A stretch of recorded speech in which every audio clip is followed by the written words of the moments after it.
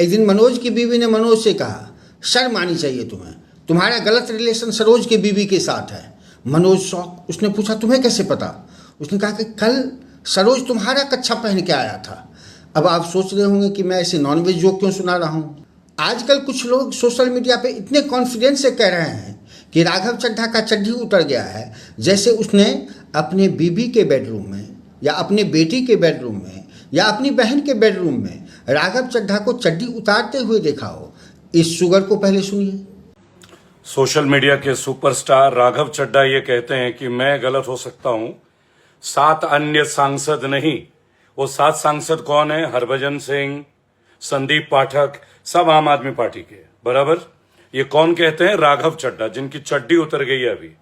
अरे भाई, तुम्हारी शक्ल अच्छी नहीं है, कम से कम बातें तो अच्छी कर लिया कर। सुना दोस्तों आपने इस शुगर जैसी शक्ल वाले की बात। पार्टी में इतनी गलतियां हैं कि सारी गलतियों को छोड़ो, जो भी देशभक्त होगा चाहे कोई भी हो, वो अगर इस बात को गौर करे कि जब हरभजन सिंह ने आम आदमी पार्टी ज्वाइन किया था, वो चमचा हो चाहे अंधभक्त हो चाहे जो भी हो, किसी को कोई बुरा नहीं लगा था। किसी ने हरभजन सिंह के लिए थोड़ा सा भी कम प्यार नहीं किया, क्योंकि वो हमारा हीरो है, वो हमारा नेशनल हीरो है।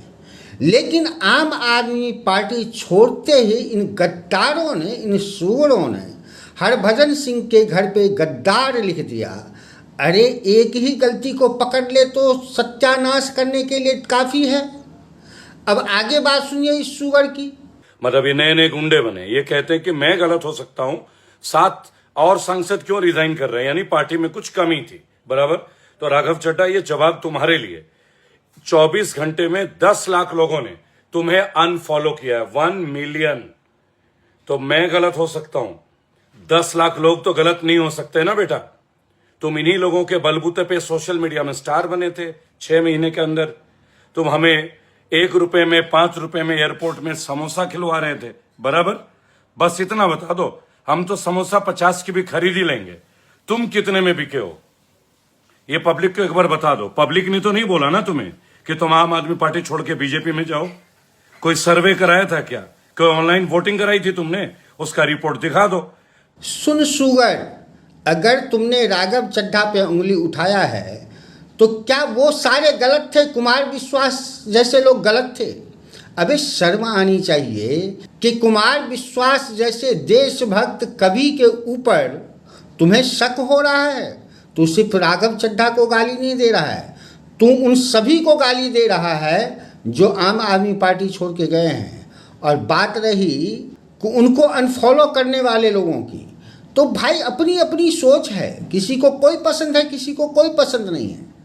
जब राघव चड्ढा उसके फेवर में बोलते थे तो वो राघव चड्ढा का फॉलोअर्स था।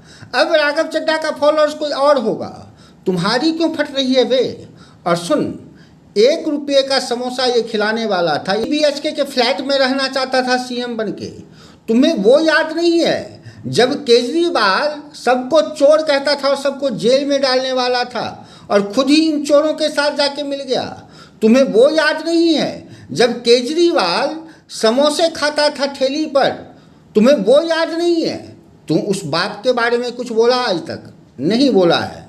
हाँ, तो बिल्कुल 50 रुपये का समोसे खा सकता है, क्योंकि तू हमेशा खरीद बिक्री की जो बात करता है, अपने आत्मा को बेच दिया है तूने, अपने सोल को बेच दिया है तूने, अपने चरित्र को बेच दिया है तूने।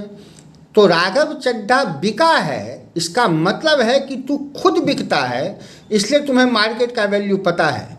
वैसे तुम्हारी कौड़ी भर से ज़्यादा की औकात नहीं होगी, 1 लाख रुपये तुम्हें दिया होगा। राघव चड्ढा ने तो सिर्फ पार्टी बदली है।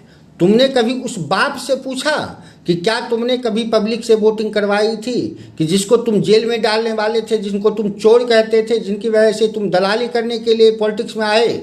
कभी तुमने पब्लिक से वोटिंग करवाई कि उन चोरों के साथ जाना चाहिए या नहीं जाना चाहिए? अबे बाप का तलवा क्यों चाट रहा है, बाप का पिछवाड़ा क्यों चाट रहा है? कभी बाप से भी क्वेश्चन करना। ये प्रूव करने के लिए कि ये केजरीवाल का नाजायज औलाद है, भाषा भी उसी की बोल रहा है। जैसे केजरीवाल बोलता था कि मुझे मोदी जी इस जन्म में नहीं हरा सकते, ये भी राघव चड्ढा को चैलेंज कर रहा है कि तुम कहीं से नहीं जीत सकते। बाद में इसने अपनी सच्चाई भी बता दी कि राघव चड्ढा का चड्ढा और इसके घर के किसी की चड्डी, सब बराबर हो गए हैं, इसको धोना है अब।